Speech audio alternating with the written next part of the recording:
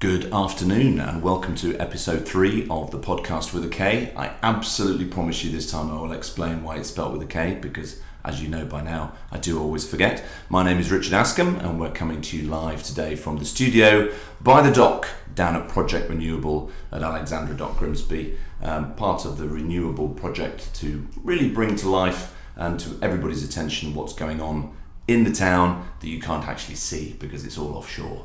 And I'm joined today by two guests from the Onside Youth Zone, the Horizon Youth Zone that is busy being built as we speak today. I can almost see the mud on the boots as I'm sitting here. And I'm joined by Steve Alderton, who is the openings manager for Onside, and also by Izzy Russell, who rather, I think, shyly just calls herself a youth worker, but is, according to the LinkedIn page, just a council house kid chasing a dream and changing the world in the process. Good afternoon to both of you. Good afternoon, Rich. Good afternoon, Rich. Thank you for having us. Absolute pleasure. Well, it's an obvious, we're neighbours now, right? You are literally, I think, as we sit here, about 150 yards away from Projekt. So we're going to, you've always got to get on with the neighbours, haven't you? Absolutely, it's key. Yeah, most definitely. Well, it's a perfect opportunity, I think, to speak to you guys, really with the work now having started. I'd like to hear a little bit more about that, and I'm sure everybody listening would like to hear a little bit more about that.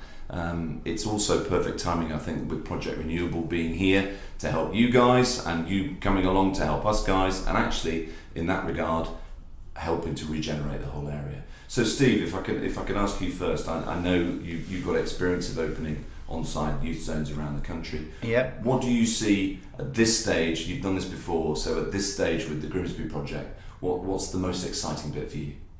Well, I think this is the earliest I've been involved with an opening of a youth zone, so a lot of it's quite exciting. But I think for me at the moment, we're working with the Young People's Development Group. It's a chance for them to kind of see all their hard work, their effort and their determination that's starting to come to fruition now. So there's evidence of the building being built. So it's no longer a pipe dream, it's tangible, it's happening for them. But also the work that I'm currently doing, kind of getting out and about in the community, speaking to other service providers and other organisations and exploring ways that we can work together and collaborate and seeing their excitement to kind of work closely with us and what we can, the opportunities that we can offer for young people of Grimsby and the positive effects that can have on the community as a whole as an offshoot of that. And I know that's something that we hear a lot, that it's for the young people of the area, and in some cases that gets taken with a little bit of a pinch of salt because it's in many ways seeing is believing. And I know from my own point of view, I came over to Manchester to see the Onside Youth Zone in South Manchester before COVID. Actually, feels like years ago now. Probably years ago. But what struck me instantly was once you see what these things are, you go, oh, okay, this is a bit different. This isn't youth clubs as I remember it from my youth. This is a very, very different cup of tea. And I guess in many ways, and this is what I'm hoping that today's conversation will also help people to understand, is it's not just a youth club, right? No. Obviously, kind of prior to coming up to Grimsby, I've got 6 years lived experience of working within youth zones. So over on the Wirral, and including in London. So I've been quite fortunate enough to see the impact that they have on young people and on the community. And I think essentially, at the forefront of everything, it's an open access youth zone where young people can come, they can be themselves. It's a safe space for them to express who they are, for them to use the voice and for them to grow into the young adults that they want to be. But the offshoot of that is through the power of youth work, the development of young people, that has a positive effect on the wider community. We can put it in really simple terms and we can turn around and say we will be engaging with anywhere between 120 to maybe 200 young people per evening. That's giving young people somewhere positive to go, giving them something positive to do, taking them off the streets and just helping them with simple things like their mental well-being, their physical well-being, their emotional and social development. But that then for me transitions into, if you you're living at home and you've got a happy teenager, it makes your home life a little bit easier. And if you're a parent with 3 or 4 kids, young people, and you know 2 of them are going to the youth zone and you know that they're safe, it makes it easier to be a parent to the other couple of kids that you've got. And then I just think kind of the rewards from it's tenfold. We aim to provide young people with the opportunities to have that community pride and that civic pride, and put the great back into Grimsby and enjoy what Grimsby is about, and really kind of champion it across not just, you know, the local community, but by the opportunities that the youth zone will provide. They will be able to go and visit other youth zones across the country. They will, as Izzy can testify and back me up, they will have the opportunity to mix in different social circles with other young people from as far down as kind of Croydon and London to as far up as Carlisle, and get a real feel for the differences across the country and showcase why Grimsby is such a good place to live and come from. So yeah, the benefits for me, I could literally kind of talk about it all day, but we've got half an hour, so I'll stop there. Exactly. Yeah, no, thank you. But it's good to know that you could. So that's always great. And actually, to hear you say putting the great back into Grimsby is kind of what we're here for as well. Yeah. And you know, and what I see already, over the last few years. After some very difficult years for the town and the area, not unique to Grimsby, by the way. These problems exist in towns across the country, in fact across the world. But I think when communities get together and decide that we're going to do something about it, that's the way you see the first seeds of that. Yeah. But we're beyond that now, and I'm going to ask Izzy this next question. We're way beyond the seeds now, because we're into the delivery phase. And for many years, and this is how I met Izzy, by the way, was listening to her talking about where we now are, and I think that was about, I want to say 3 years ago, and you stood up, Izzy, at Grimsby Town Football Club and delivered a brilliantly eloquent description of why it was needed.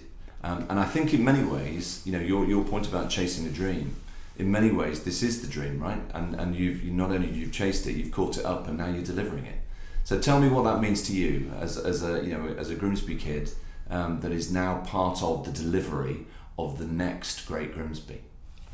Where to start on this one, to be honest, Rich? It's been a dream for a long time now, actually, and when this sort of first came about, obviously Grimsby kid, we all know everything sort of happens to Grimsby and goes away quite quickly and quite suddenly.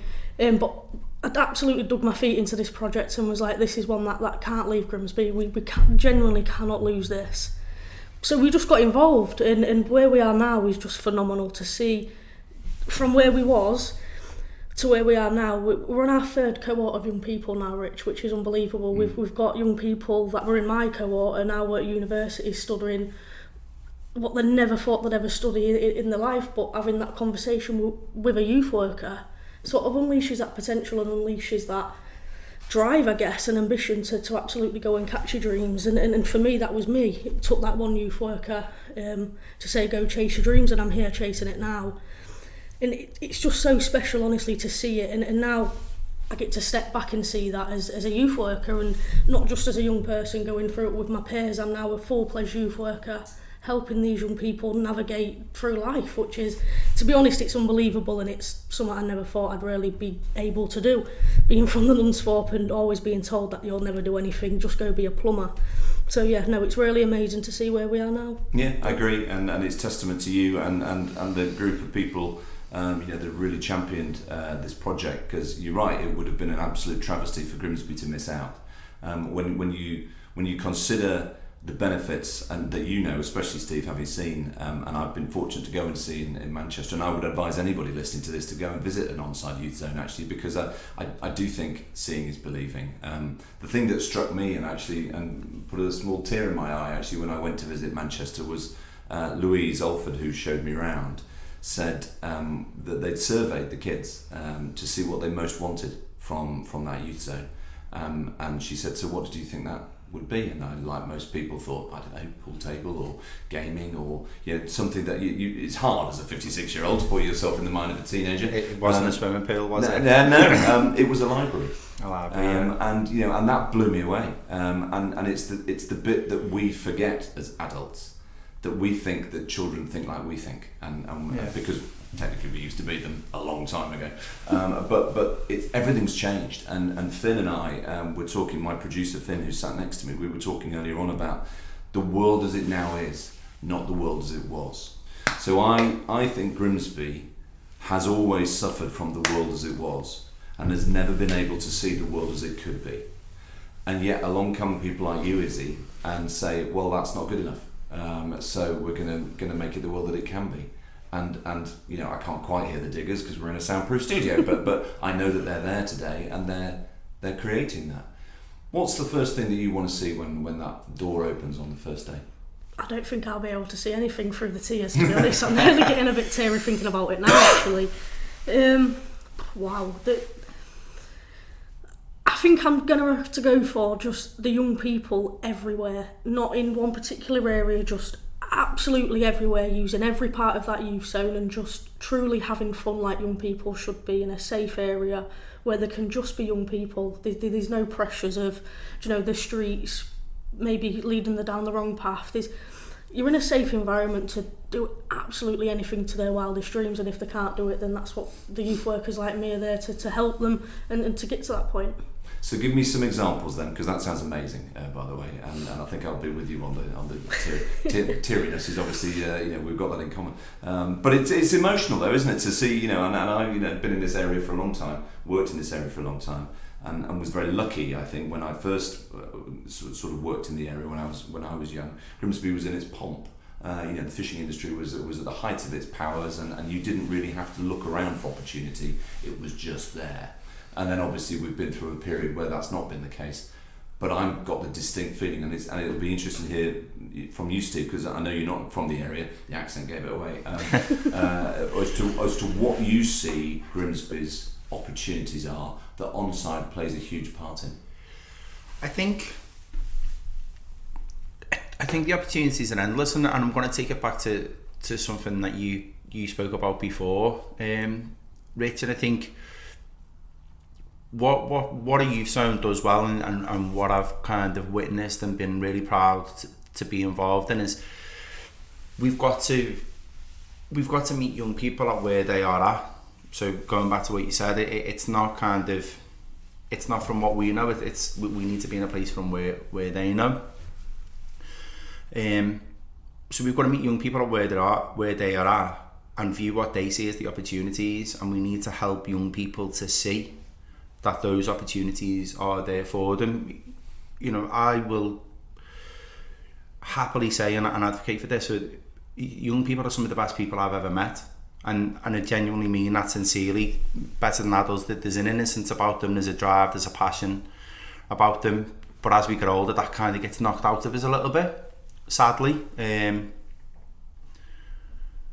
So for me, it's about opening the eyes of young people and letting them see what the opportunities are, because it could be that a young person, you know, taking Izzy's story as an example, a young person comes in and just thinks, my life's mapped out for me, I'll go and get an apprenticeship, or I'll go and get, but actually they may want to be a sound technician or work in the creative arts, but they're kind of being pushed down being a builder, and there's absolutely nothing wrong with being a builder, and equally you may be someone who's kind of being pushed down the creative route where you may want to be a builder.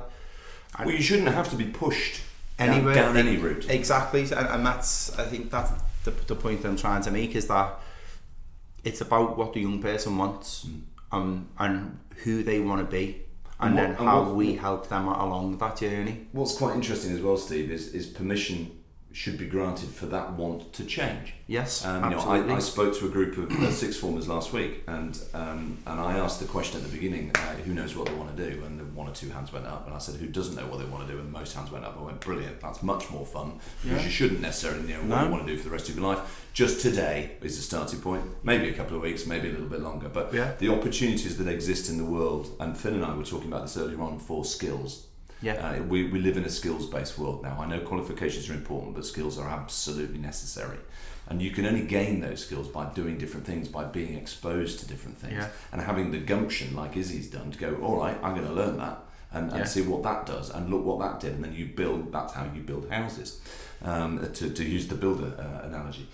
So I think Onside, from what I've seen of it and what I expect to see of it again in Grimsby, is not just a place where kids can hang out in a safe space, although it is absolutely that.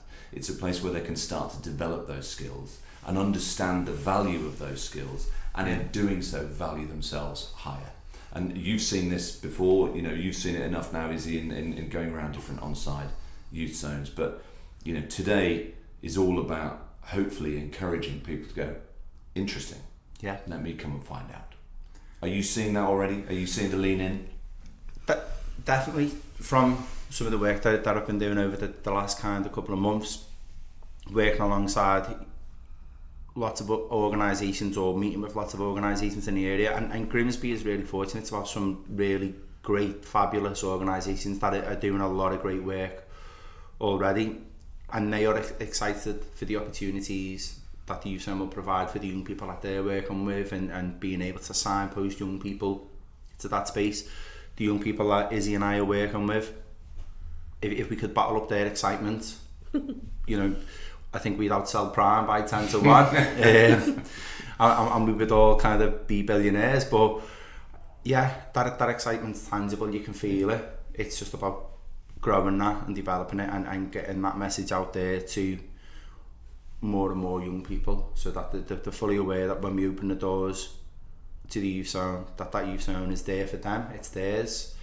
It's there for them to use as they see fit, and take whatever they want from it. If they just want to kind of come and use it as a safe space to hang out and with the friends, which is really important. That social aspect of being able to just be with your friends is really important, but to take that further, to develop some of their skills, I can give examples of young people who've walked through the doors of a youth zone and formed a band and gone on and played in Battle of the Bands, who have performed at the Royal Albert Hall in front of thousands of people. Wow. People who've worked behind the sound desk, people who DJ'd for all the friends and on a disco night. All those things they wouldn't have been able to do if they hadn't attended the youth zone, and like you said before, that's their self-esteem, their confidence, how they view themselves in the world has changed and grew because of those opportunities. Yeah, no, it's fascinating, and as I say, I would encourage anybody listening to go and visit one of the Onside youth zones that's open across the UK. It's a brilliant project, and it's doing so much for our young people in a way I think that the world needs it to be done. So it's not, as I say, it's not old people telling young people what to do. That never worked anyway, so I don't know why we would even try. Trust me, they tell us what to do. That'd be easy. I never listened. I don't know about you. And Izzy, tell us a little bit about how it's going to work. We've talked a little bit about what it's going to be, but how will it work? How will young people be able to get involved? How can do they need to join? Tell me a little bit about the mechanics. Yeah. So it's sort of a membership based. So it's £5 per annual year, and they get a little membership, and then it's 50p per entry. So for 50p, they get access to absolutely anything within the youth zone. Nothing's restricted. Just that 50p. So for example, a young person could come in just for the gym, because obviously there's no sort of gyms for young people anymore. So straight into the gym, but then they can come out, and instead of just going straight home, they can then get a hot meal for £1.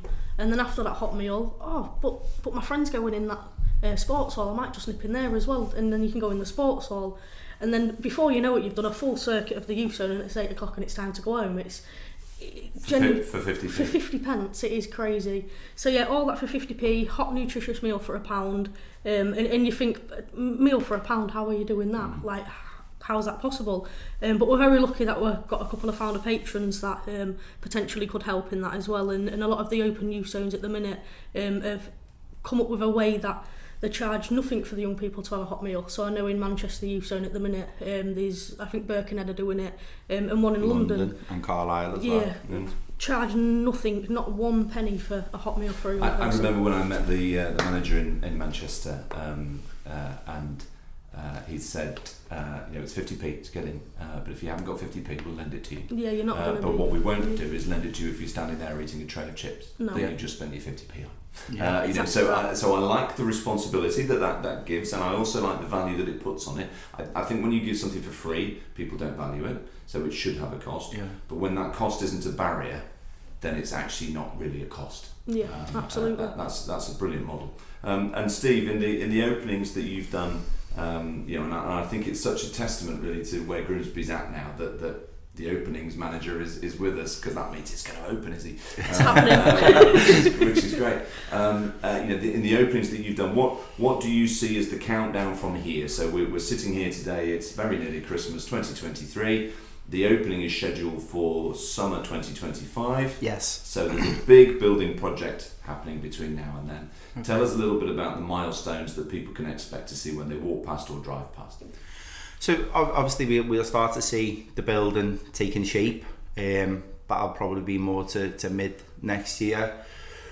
The building will more than likely appear, I'm touching wood, but more than likely appear to be finished probably by this time next year, to the to the untrained eye, the external factors, features of it all. But then we will be kind of working on the internal fit out, internal phases of it. And then naturally what happens is we have a little bit what we kind of call like a little bit of a breathing space between the building being complete and kind of opening. Mm-hmm. And that's so that we can complete any snags, just to make sure that the building's completely ready, safe, viable for young people to use, but also so we can take that time to train the team, so that we can give the team a little bit of space to develop, to build the culture, the environment, so that when we open, the team are at the very best to give their very best to young people. We will start our CEO, Lucy. She is in post now, so she started in October, but she is currently doing a placement in Manchester, so she is learning the day-to-day running of a youth home, how it all works, getting that experience, so that when she comes back to us kind of early next year, she will have a full understanding of how it all works. And then I guess probably around late summer, early autumn, we will start to recruit the team, and we will do that as a phased start. And how many people are we talking about when you say that? What's the recruitment target?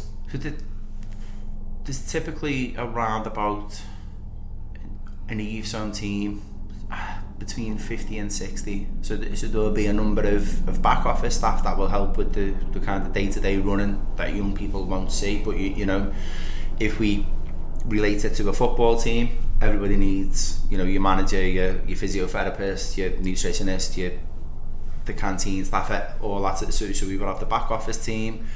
We will then have our like a senior leadership team, and then we will have our delivery management team, which will be your senior youth workers, and then we will have our youth workers, which will be like our sessional team. So between 50 and 60, and they will range from a lot. That's brand new jobs for the area, as well for local people. People to work with local people, and without sounding like League of Gentlemen, that's pretty impressive, isn't it? Really. Well, that's one of the key aspects of it as well, Rich, is that we want people that are proud to be from Grimsby, people that have got a passion for young people, for Grimsby, because they live and breathe it. They know what it means to come from Grimsby, and they will be the people that will want to make a difference and do their best for absolutely. The young people. Yeah, no, that's such a great way of putting it. Izzy, tell me, facilities. Give me your top 5 things that are going to be available at Horizon. To limit me to just 5, I think is a bit rough. I'll let you have some.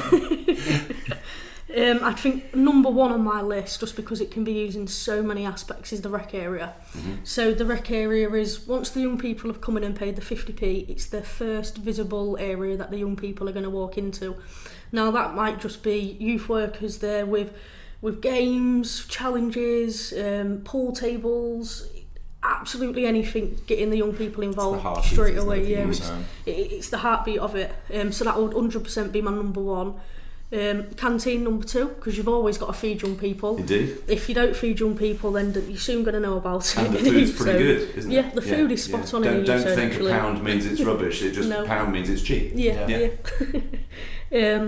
And then I'll probably say the sports area. So sports area, it's just it's amazing for young people's mental health after they've had a rough day at school, just to go in, kick a football about for 10 minutes or play a bit of tennis for 10 minutes. It gets the world of good. Possibly the boardroom as well. It's not sort of the most exciting rooms in the place, but it sort of facilitates a youth voice group. So for young people to go in there as a sort of youth voice type of style, which is really, really nice. So the young people's development group, hopefully, we haven't really spoken about it yet, but hopefully they turn into a youth voice action group when we open up. To be honest, just everything of that youth zone, every little part, I'd just go list. I thought you were going to say the skate park, or the soccer pitch, or the boathouse, or the... Well, the boathouse is unique to Grimsby, innit, so I can't miss the boathouse off there. Absolutely. Is it the only on-side youth zone that's only on the on-side water? youth zone that is See, on the Grimsby water. using its seaborne heritage to our advantage. It's the only on-side youth zone that's a Grade 2 listed building as well. I bet that's been fun from a building perspective. And you've got to access it using a bridge. Yeah. Of course, yeah. Wow, this is turning into Game of Thrones. What was I going to say?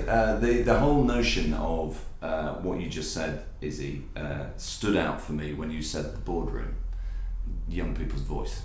And that's the bit that gets overlooked. And this is what I alluded to at the start of the podcast was, it's not about what we think, it's only about what you think. And having a forum and an environment where that view can be formed, expressed and communicated is the bit of our world, Steve, and you and I are similar age, that we've got wrong. And therefore this will put that right. And for me, that's the highlight of everything you just said, because I'm too old to run around a sports pitch now, and boathouse sounds dangerous to me, but there we are. But that, this is why we do this, and we're going to talk about your podcast in a second. But communicating is the key to everything. And if we can give our young people of this area the skills, the permission, the ability and the opportunity to communicate, then our job is to then listen and do. I said this, I stood up at an event a few weeks ago and said, stop doing consultations with me, do it with my kids, because it's for them. It's pointless asking me. And that's always got a few sort of weird looks, but I always get those, Izzy, that.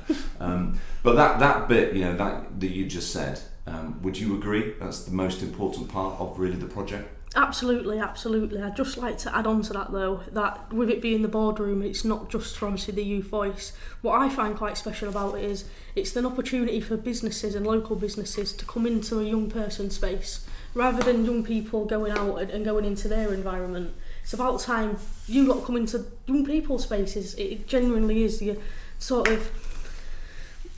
breaking down them barriers straight from the off. The young people aren't walking in and they ain't got sort of, how do you word it, they ain't got enough about them. They're straight to it. They'll ask you loads of questions. The amount of questions you'll get asked in a youth zone about your business will just be crazy. Yeah. And I guaranteed one of them will be what wallpaper your business is, because that is a common question we get a lot at the minute. Or what car do you drive? And I've done this a long time, as you know, and you get the most honest questions from certainly a school assembly. Oh my word, that's just like being interrogated, but in a brilliant way, because they don't have any baggage at that age. There's no vested interest at that age. There's a brilliant TED talk that started me down that path of public speaking, which is all about whether schools are killing creativity.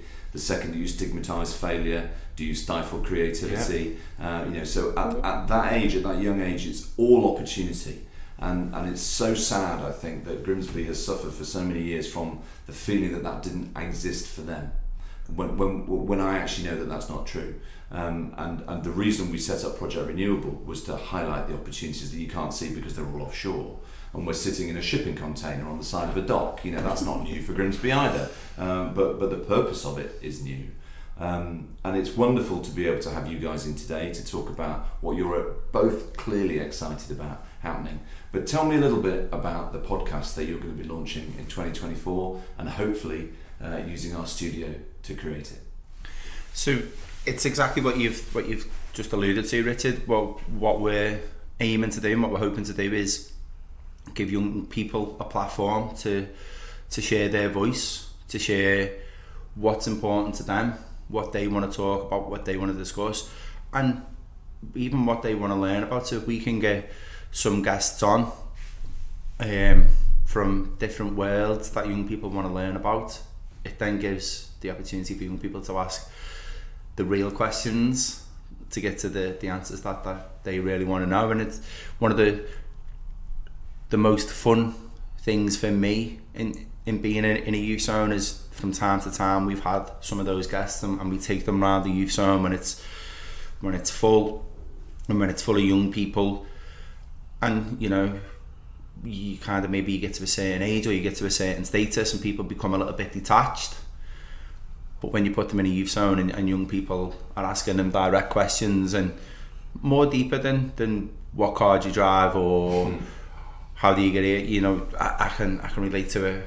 We had a member of the SBS come and visit us and give us a talk, and the questions that the young people asked him were very, very direct and very I think he felt that he was getting interrogated, but that was good. And you know, we've had, because they want to know the reality, they want to know the real, they want to know not the fluffy, not the, you know, the stuff that people kind of see. We've had prominent business people who are extremely kind of rich and affluent, and they come in and a young person will talk to them about period poverty or deprivation or, you know, why did they feel like they're victimised by the police as such. And that gives the opportunity for some of these people who have got influence to see what the real world is actually like. Yeah. So by using, you know, the platform that this podcast will give us, you know, it gives the opportunity for young people to, again, you know, to provide a voice and ask the real direct questions. And we live in a world, don't we, Izzy, where podcasting seems to be the way that everybody wants to listen to information. So if we want to pass information over, then this seems an obvious way of doing it. So I'm assuming that you will be hosting at least some of the episodes, if not all, because you're incredibly gifted at public speaking, as I've said to you before. So don't blush. But you know, the ability that you have is beyond that, because it encourages other people to talk back. And the whole point of a podcast is a conversation, really. We're just sitting here chatting and we happen to be recorded. So with the Horizon podcast coming up next year, and I think it's a great way, by the way, of keeping people in touch with development, what's going on, because sometimes with a building project you can't actually see what's happening, even though you know that there is something happening. So will it be a monthly thing? What's your plan? Have you got an idea, or are you just looking at me going, please don't ask me that question, Rich, because I don't know yet? No, we haven't got a plan as such. I suppose we're going to go to the young people and ask them what they'd like to do, really. Fully young people led. Just ask them. Yeah, brilliant. Well, and it's the reason we built this studio was to enable that. You know, so you are more than welcome, as you know, to use facilities down here at Projekt Renewable while you're building. I'm assuming the same will be reciprocating when you're built, because I'm looking forward to some of your teas. They're really rather good. Absolutely. And yeah, really elevating this whole part of the town centre. But beyond that, the feeling that Grimsby's back on the up again, you know, and that we kind of know that. It's easy when you know. It's harder when you don't know. But I think if we can bring young people on that journey with us, and their parents as well, by the way, this isn't limited to young people. You know, we should all hopefully rise as a result. But I congratulate you both for the work that you've done so far and where you've got to. Thank you very much for joining me today. Steve, I know you've got a train to catch I wonder where he's going to. Can we guess from his accent? This afternoon. On a Friday afternoon travel is always a joy, so good luck with that. Thank you. And Izzy, thank you again for joining me. I really look forward to hearing your podcast in the new year. You've been listening to the Projekt podcast with a K. Again, I have forgotten to explain why. So tune into the next episode to see if I remember. Thank you very much for listening. My name's Richard Askam, and we'll see you somewhere soon. Thank you. Thank you.